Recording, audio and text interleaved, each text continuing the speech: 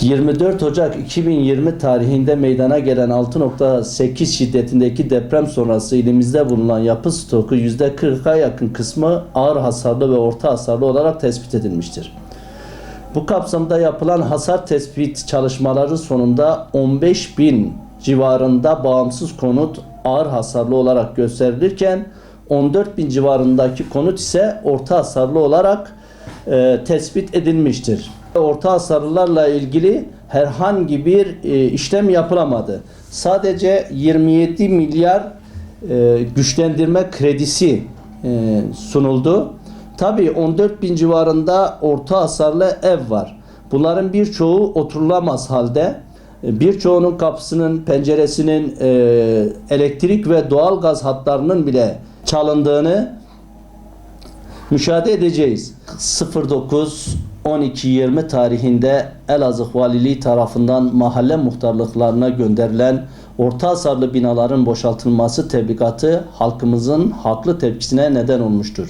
Son olarak da şunu ifade etmek isterim ki yani biz muhtarlar olarak başta Çevre Şehircilik Bakanımız Sayın Murat Kurum olmak üzere il valimiz, ilimizin siyasi iktidar milletvekili, parti il başkanlarımız, halkımızın bu konuda mağduriyetlerinin giderilmesi için orta hasarlı bina ve meskenlerin oluşturulacak bir ekiple yeniden incelenmesi, çıkan sonuca göre güçlendirme yapılması gereken bina ve meskenlerin güçlendirilmesinin TOKİ tarafından yapılması, güçlendirme yapılamayacak kararı verilecek meskenlerde ikamet edenlere TOKİ'den konut verilmesini arz ve talep ederiz.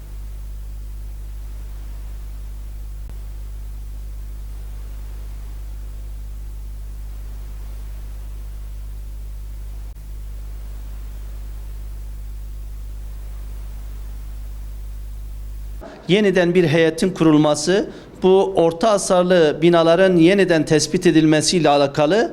Tabii görünürse birçok binada da orta hasarlı olarak verilen binanın da gerçekte hiçbir hasarının olmadığını müşahede edeceklerdir. Yani yapılan hasarların birçoğunda aslında betonarmesinin kırılarak sifonların geçirilmesi, bunlar tadilat yapılabilir.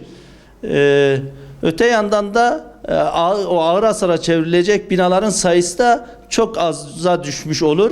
Tabii devlet de bu yeniden tespit komitesini kurarsa birçok külfetten de kurtulmuş olur. Sizlerin de müşahede ettiğiniz gibi 24 Ocak'tan sonra orta hasarlı evlerin hali bu. Tabii orta hasarlı evlerde hep şeyleri konuştuk. Yani daha doğrusu metruk evlerde hep yıkımları konuştuk. Gözden kaçırmış olduğumuz bir şey de genellikle bağımlı gençlerin yuva yaptığı, mesken yaptığı bir mekan. Elazığ'da 20 bine yakın ağır hasarlı ev bulunmasıyla birlikte 20 bin evde 2 gencin olmasıyla 40 bine tekabül eden gencimizi ne yazıksa madde bağımlısı haline gelmiştir. Aslında bizlerin en başta uğraşmamız gereken konu bu olması gerekir. Çünkü arzın inşası kolay ama insanlığın ihyası çok zordur. Hazreti Ali'nin bir sözünde gençlik azgın bir ata benzer. Kim bu gençliği ihya ederse varacağı menzile varır diye bir sözü var.